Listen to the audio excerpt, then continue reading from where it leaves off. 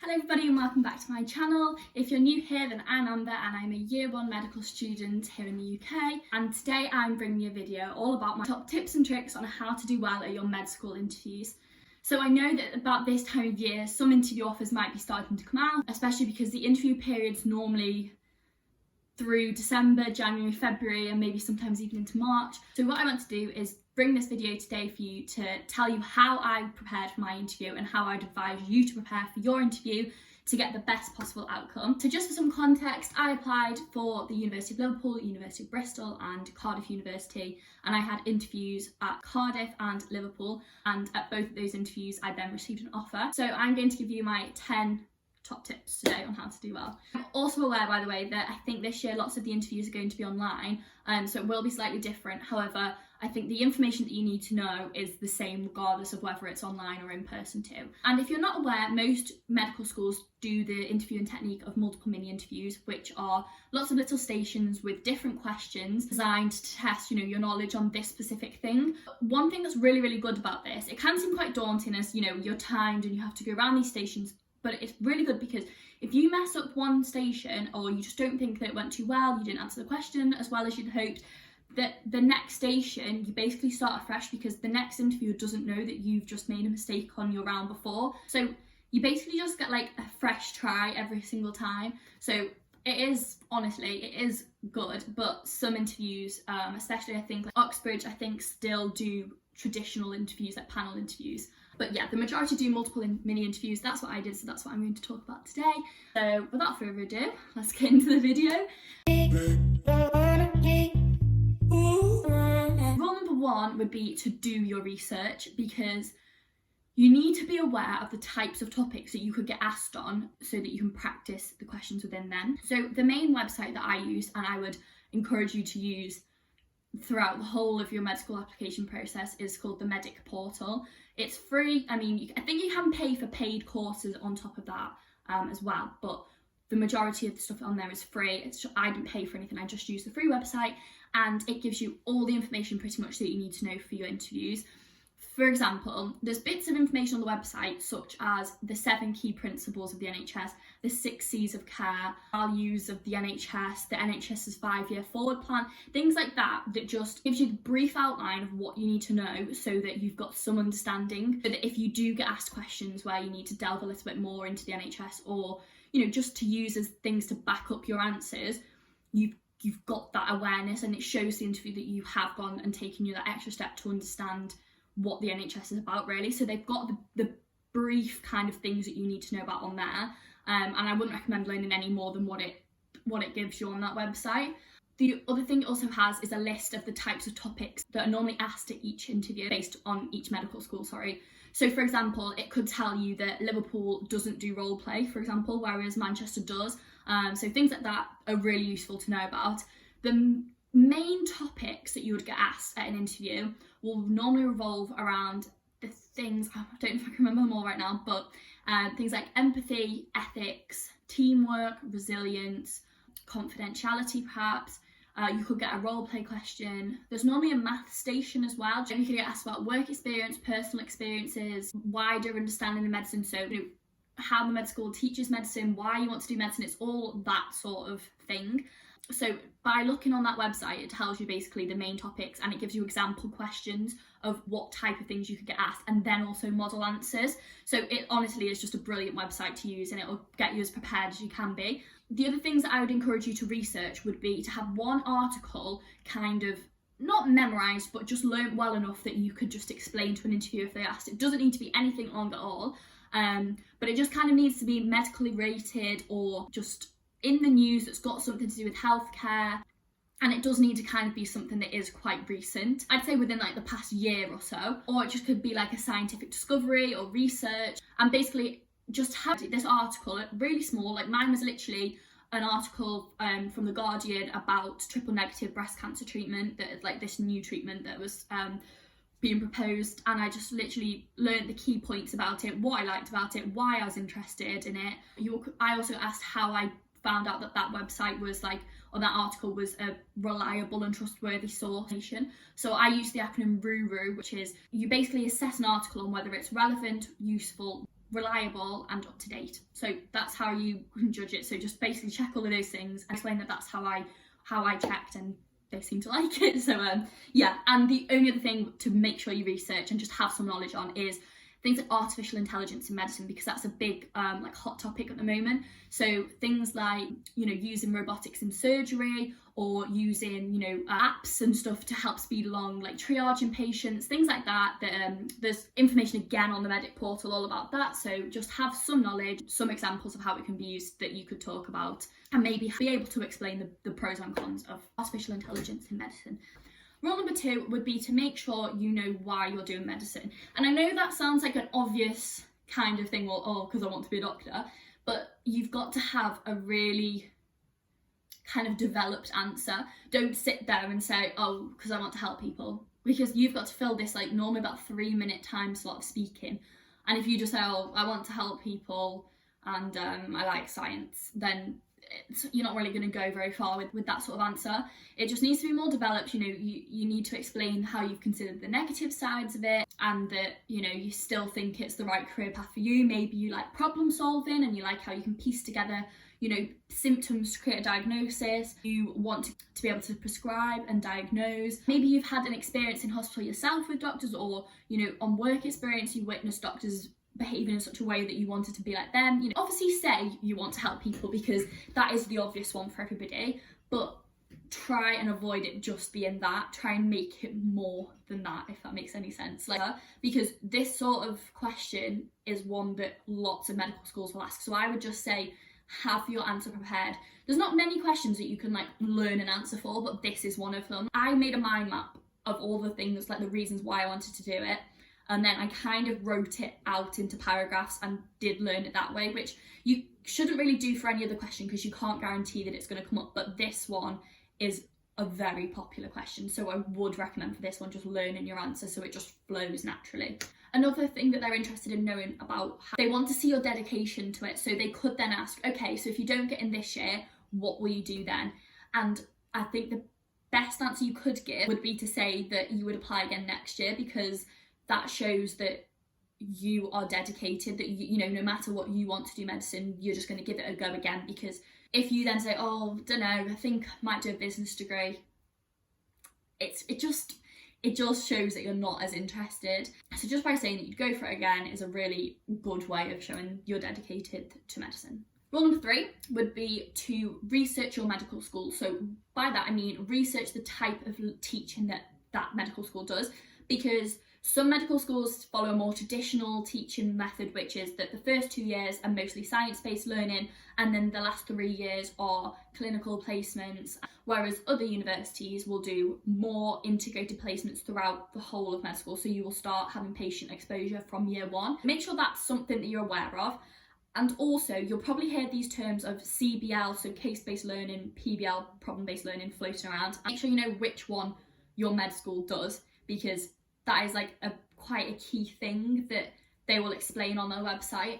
It'd be good to say why that specific type, so CBL for example, works for you. You know, that you like working in teams, you believe that you're a good team player, that sort of stuff. Something that lots of medical schools also use is something called the spiral curriculum, where first year it could be how the heart works normally. The second year you'll revisit the heart and see how things go wrong.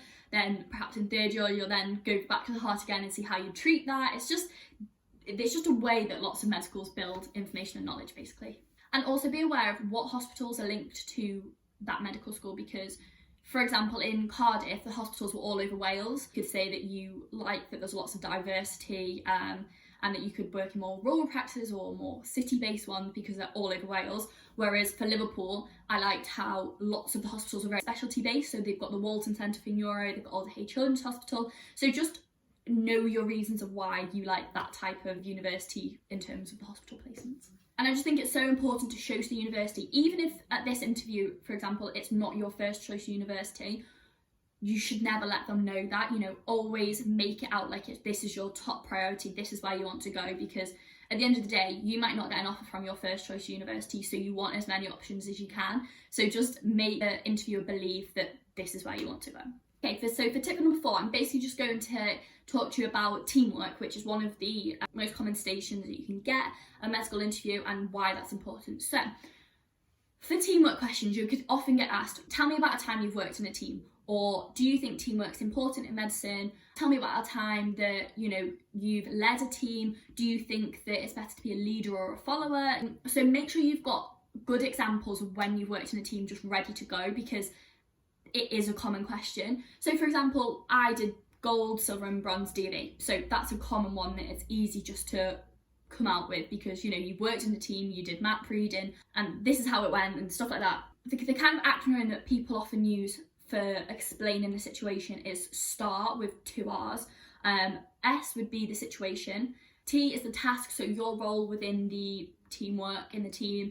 A would be actions that you took. So for example, you were the one that was reading the map and that you suggested that we should go in this way, for example. And then you could have the result perhaps was that you actually took the team in the wrong direction. But your reflection on it, which reflections of the second R, would be that, next time, if you were to do it again, you'd take into consideration more people's opinions, or you'd have actually looked at the map from this angle instead, or used a compass, and then that's how things would have got better. So it's just about being reflective, being able to analyse your own kind of flaws, and they're not expecting everybody to be perfect. It's fine to admit if you've done something wrong. If anything, it shows that you can learn from your own mistakes, really. Another important thing to mention with teamwork is that you could get asked, is teamwork important in medicine? And yes, it is, because the whole of the NHS is a multidisciplinary team. So, you've got physios, nurses, doctors, OTs, dietitians, porters, everybody all working together to make the experience of the patient better and to treat the patient ultimately. So it is vital that you can work in a team. So tip number 5 is all around the ethics-based questions. Main way just to get through your ethics questions is to learn the 4 ethical pillars, which are autonomy, which means the patient's right to choose what they want to do. Beneficence, which means that it's always in the best interest of the patient. Non-maleficence is the 3rd one, and that's to avoid harm to the patient.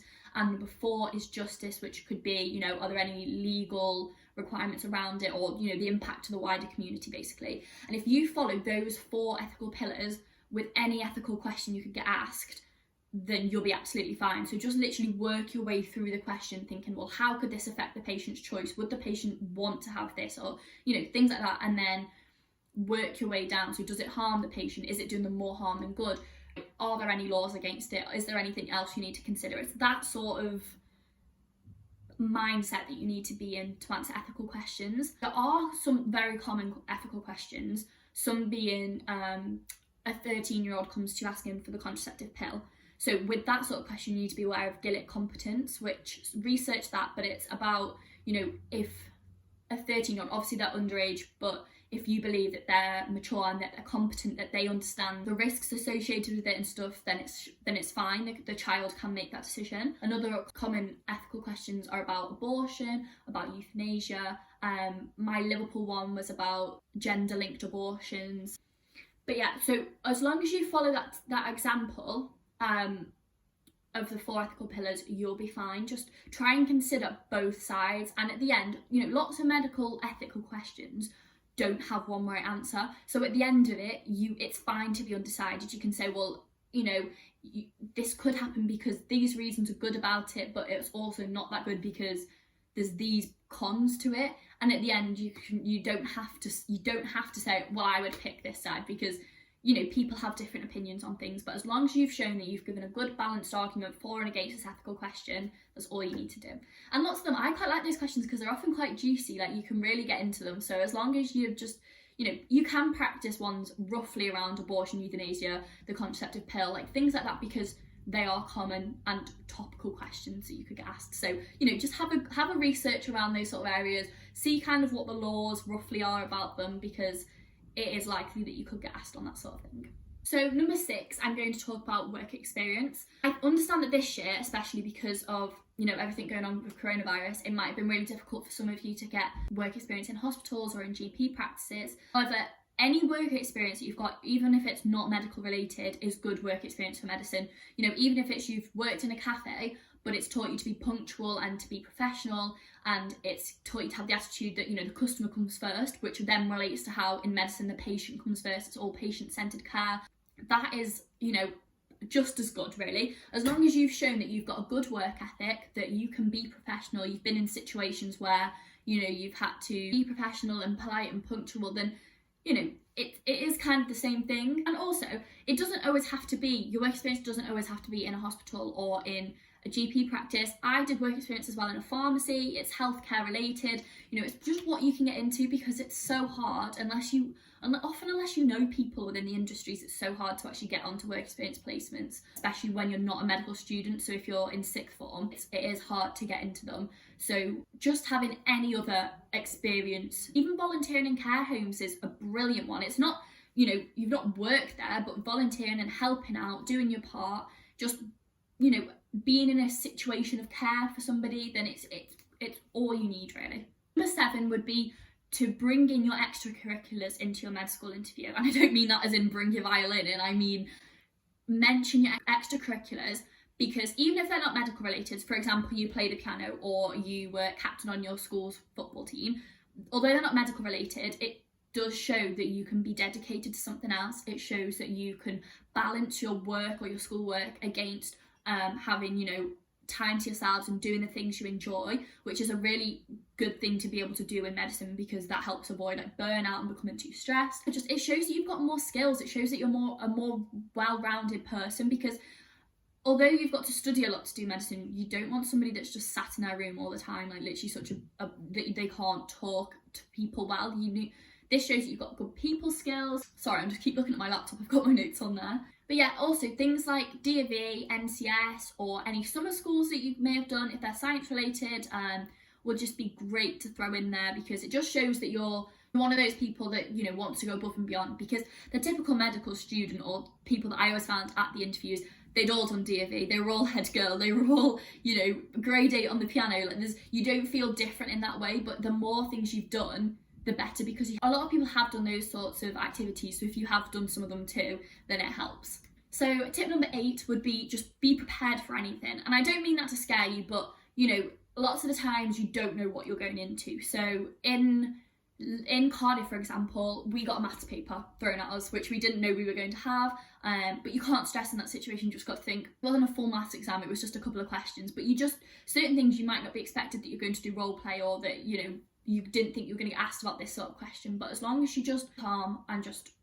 go into the question and think about it logically, then you'll be absolutely fine. But just be prepared that sometimes they are trying to put you on the spot and see how you can cope in a stressful situation. And sometimes there isn't a right answer, or it is a bit, you know, a bit of a difficult one to ask, but you're not expected to know everything, because you're not even in med school yet. You don't know the answers to these things, but it's just the university to see how your brain works. And if you think in the right way and you have the potential to deal with this sort of thing one day maybe, and you have the potential to become a good doctor. So number 9 would be to dress to impress. You want to look the part and you want to look smart. Don't go anything crazy, don't go over the top. Try and avoid, you know, things that are almost too fashionable. Just want to stick to the classic smart outfits. I wore a white blouse, a grey blazer and black kind of smart trousers. It's boring, but it's professional. Obviously there's no one saying you can't wear a pink top if you wanted to, or things like that, but you just want to look smart. You know, avoid short skirts, try not to don't have your shoulders on show. I know it can be seen as very sexist for girls, but you know, you just want to come across well and you don't want to stick out for the wrong reasons.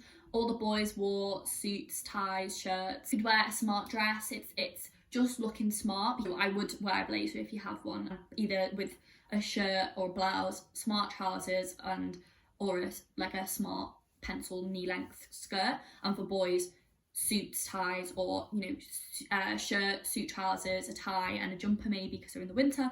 But yeah, things like that. Please just remember to dress smart. Also, if you find that you're one of those people that fiddles with your hair a lot, just tie it back and get it out of your face, because you'll look professional if you sat there answering a question being like this, or just constantly fiddling and touching with it if you're nervous.